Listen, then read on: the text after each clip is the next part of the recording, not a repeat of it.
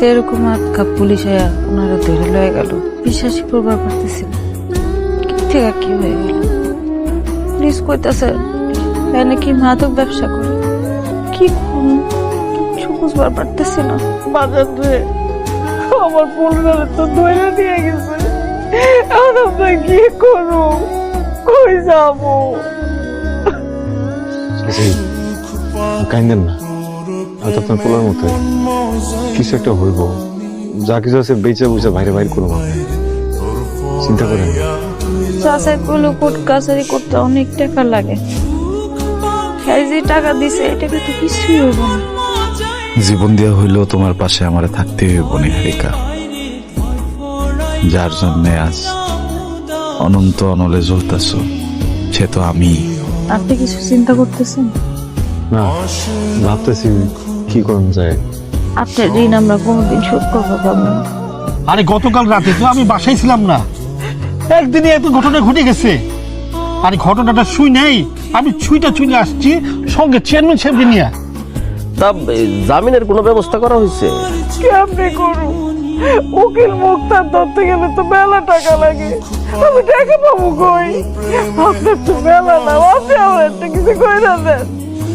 দেখি উকিলের ব্যাপারটা আমি দেখতেছি। অনেক ধন্যবাদ চেয়ারম্যান সাহেব, আল্লাহ আপনার ভালো করুক। তুমি এই টাকাটা রাখো, হ্যাঁ, এটা খালাম্মার দিকে একটু খেয়াল রেখো। আর আপাতত চাষা টাকা লাগবো না, আপনি ওনারে ছাড়ানোর ব্যবস্থা করে দেন তাইলে। আরে সবই হইব, সব ঠিকঠাক হয়ে যাবো। আল্লাহরে ডাকো, ধরো এটা এটা তোমার কাছে রাখো।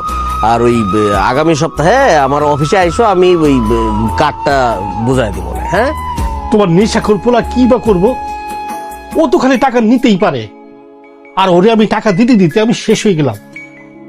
আমার টাকাগুলো জলদি ফেরত দেওয়ার ব্যবস্থা করতে হইব। শোনো বাবু, আমার হাতে সময় বলতে আর কিছু নাই। আমি আগামী বছর হজে যাবো, কিন্তু এই বছর আমার সব টাকা জমা দিতে হইব। এখন তোমরা যদি টাকা পয়সা দিতে না পারো, তাহলে তোমার এই বাড়িটা আমার নামে দিয়ে দাও, আমার দলিলটা আমার কাছে দিয়ে দাও।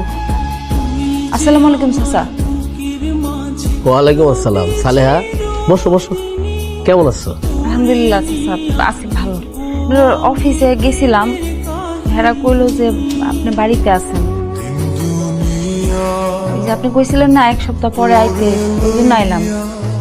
তুমি এখনো যে সুন্দর, তুমি কিন্তু চাইলে তোমার জীবনটারে এখনো সুন্দর করে গড়ায় নিতে পারো। তোমার এই সুন্দর ফুলের মতো জীবনটারে নষ্ট করো না তো। আর তুমি ওই মাতালটারে তালাক দাও তো, আমি তোমার রানীর মতো করে। কি করতেছেন এটা আপনি? আপনি তো আমার বাপের বয়সী, আমি তো আপনার এরকমই মনে করছি।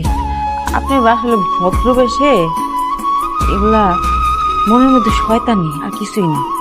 মানুষ তাকে ভালো না।